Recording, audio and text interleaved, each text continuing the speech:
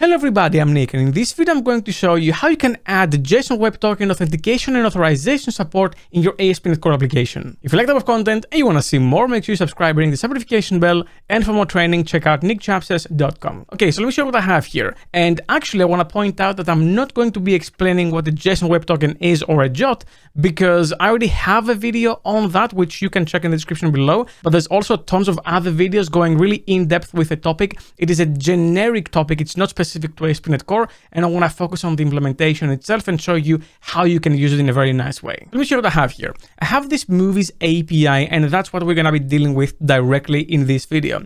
And I'm going to run it to show you what this API can do. So API is running, I'm going to go to Postman, and we can list all the movies in the system. Now, unfortunately, we don't really have any. So what I'm going to do is I'm going to create a new movie. I'm going to create the famous comedy Nick the Greek all the way back in 2010.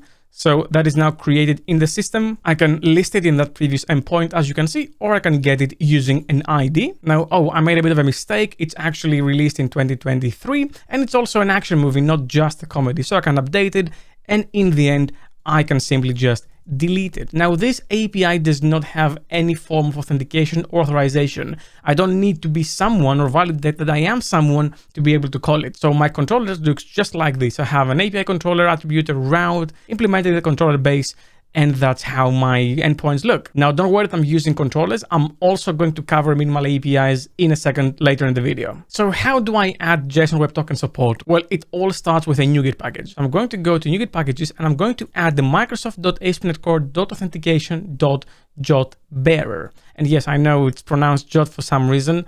It's a W, but whatever. And configuration, thankfully, is actually pretty simple. It could be way worse. So the first thing you need to do is actually say services.add authentication. Authentication comes before authorization. And just to quickly recap for the avoidance of any doubt, authentication is the process of verifying that someone is who they say they are, while authorization is the process of verifying that someone has access to what they say they have access to, or just saying what they have access to. So now that we have this NuGet package, I can use the JWT bearer defaults, and I can use the default authentication scheme here.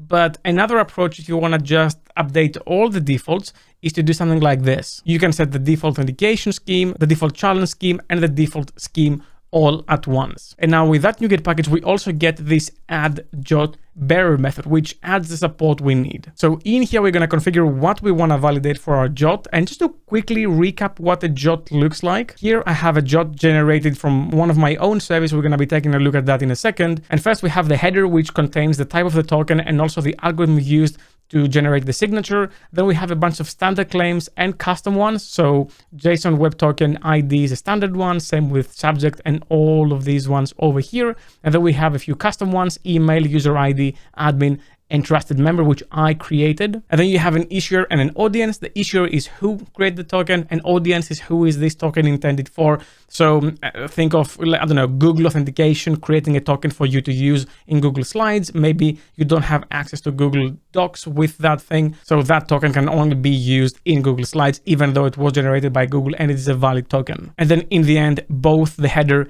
and the payload are actually base64 URL encoded, separated with a dot, and then they're hashed to generate the signature. Hashing is not the only mechanism, by the way, to do this. You can have public key cryptography as well and other approaches, but this is by far the most common. So a few things we want to validate is the issuer, the audience, and also that the token is not expired. On top of that, we want to validate the signature, that it is a valid one. We can validate all that by configuring the token validation parameters value. We can create a new type over here. And what I'm going to do before I paste what goes here is actually add some settings.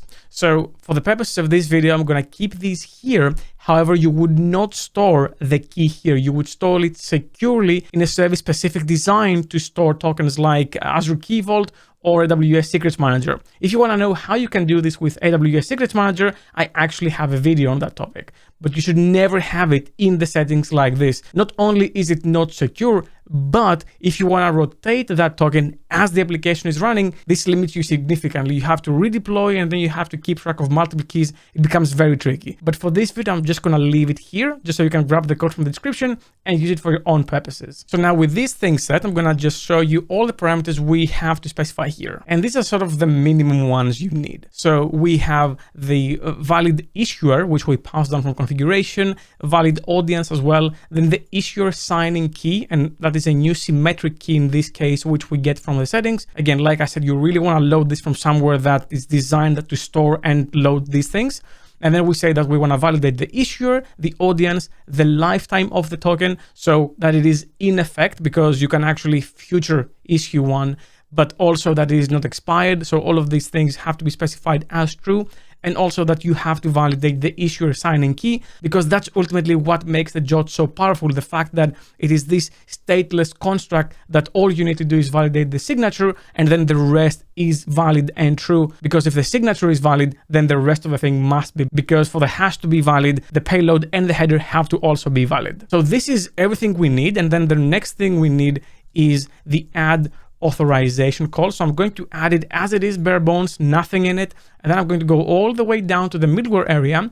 And after the HTTPS redirection and before the map controllers, I'm going to say use authentication and then app.use authorization. Now remember that sequence in middleware actually matters. So authentication happens first, authorization second, and then controllers, meaning that everything above it are not part of authentication authorization. So be very careful. Now, actually, in terms of authentication, that is it. Obviously, if I just leave my controller as it is and I go and I run it, nothing really will happen. I will still be able to get all my movies in the database. Now I have nothing, of course, but nothing really blocks me from getting them. But if I now go in the controller and I say that authorize the users trying to access this controller and I try to run it again, then I'm going to get a 401 unauthorized, because nothing can authenticate me or authorize me to see if I can actually use this API. So how do we pass a JSON Web Token to validate that we can actually access it? Well, first we create it, and I have a helper identity API here that knows how to create a token. It uses the same key, which again, you don't want to store here as a constant, like Jesus, just store it somewhere securely. And we're going to create a token that lasts for 8 hours. This is way too long usually for JSON Web Tokens. They're way more short-lived and then recreated. And if you want to see a video on refreshing tokens, leave a comment down below as well. But then this is the process I can follow to generate a JSON Web Token with all of my custom claims over here. You can just grab this and use it for your own purposes. Now, in reality, you would be using something like Identity Server or Okta or Auth0 or some service dedicated to creating these types of things in specific flows. But because what these services ultimately generate is a JSON Web Token, we're just going to focus on the implementation side of things. We're not going to focus on the creation side of things. So we're just going to use this helper service. I'm just going to run it and go back to Postman, and I'm just going to say that, hey, this is me. This is my user ID, create a token, and now I have a token to use it. So I'm going to stop this API and run the movies API. Remember, we cannot access this because we're not authenticated. But to say that, hey, it's Nick, can I please access this? All I'm going to do is go to the headers and specify the authorization header. But it's not just pasting the token. You actually have to say bearer space and then the token. It's just the way of passing down a bearer token. And now that I have that, I can go ahead and I can get the item. So I am authenticated. And in this case, authorized as well, because we don't really check for anything. If the signature was different, if in the end I have a 0, not an O, then I'm going to get an unauthorized because the signature is invalid. If this thing was expired, then I would get an unauthorized as well. But in this case, I have a good token, so nothing really breaks, everything just works. Now let's talk about a very important thing. What if I want my create, update, and delete to be authenticated and authorized, but my get doesn't really matter, I want everyone to be able to access it? You have two approaches here. You can either say allow anonymous here, and this allow anonymous attribute will override the overarching controller-based behavior, or we can just take the authorized from the controller and we can paste it on each individual thing we want authorized. You can ultimately choose which one you want to use. In general, having it on a per action basis is actually more used, mainly because it allows you to specify different things on the action itself. And this is actually where authorization comes in, or the process of validating that someone can do what they claim to do. For example, I want everyone who's authenticated to create and update a movie, but I want only admins or administrators to delete a movie. How do I do that? Well, there's a few ways, but the simplest one is by using a claim. So in that JSON Web Token, if you remember, what I said in a custom claim is that an admin is false. Now, usually when someone is not something, you wouldn't have it in the token. You would just not have the claim at all. The absence of a claim means that that user is not something. But if I just run this API again and I regenerate this token and I say that, yes, this is actually an admin, then I have a token of someone who is an admin and can delete on top of create and update. Now, how do we implement that? Well, what we're going to do is create an identity holder over here. And I'm just going to create a new class called identity data or identity constants or whatever you really want to name it. Now, first I'm going to add the constant that is the claim in my JSON Web Token. And also I'm going to add a name to a policy. In this case, that is the admin user policy. Now, these things are different. The claim is a JSON Web Token concern. The policy is an application concern. I can define my own policies based on claims or other things. To create a policy, all I'm going to do is go all the way up here to add authorization, and I'm going to say authorization options and say options.add policy, and I can create my own policy using a name. So I'm going to say identity data equals admin user policy name. And then what do I want? I want a policy using this policy builder that requires a claim, and the claim I want is in identity data dot admin user claim name. And the value I want for this policy is true. So now I have my policy registered. It's not used anywhere by default. We just have it now in the system, and we can go ahead and just copy this, and we can say that, you know what, create and update doesn't really need anything. I'll go all the way to delete over here and say that actually I want this policy to be identity data dot admin user policy to delete and move in the system. So I'm going to run this, and I'm going to use the previous token I have that has admin as false. So if I try to create a movie using that old token, the non-admin token, then I can and I get my movie. But if I go to delete over here to delete that movie without being an admin, what I'm going to get is 403 forbidden, not 401 unauthorized, forbidden. You're forbidden to make this action. And that is because I